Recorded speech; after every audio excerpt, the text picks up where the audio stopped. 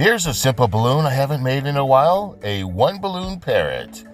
Come along with me and I will show you how I did this simple balloon.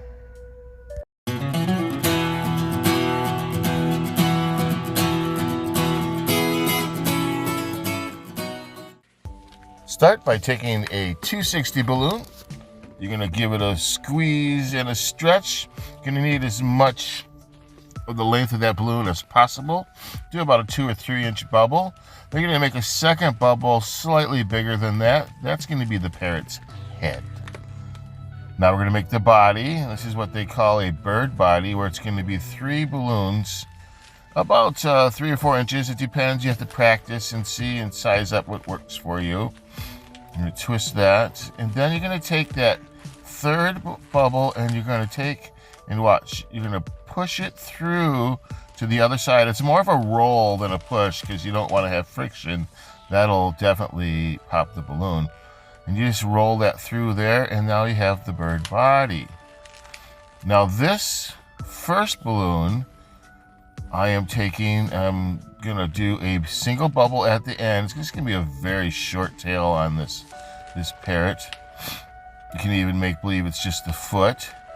And then here we go, we roll that ring up, and so it acts like the perch. Look at that, pretty cute. Now, time for a little artwork. Take a black marker, and you're going to put on the beak just a slit down on each side for its nose holes, and then eyes. And then I like to mark down below two little dashes for the feet. And there we have a simple, not much of a tail on this birdie, but it works. So I wanted to do a second one, and let's see what it would look like with the tail. And basically what we're going to do is we're going to get rid of the foot, and I also made smaller bubbles here, so it's a smaller bird so that I have more balloon at the end for the tail. So we have the head, and now we're going to do the 3 bubble balloon body.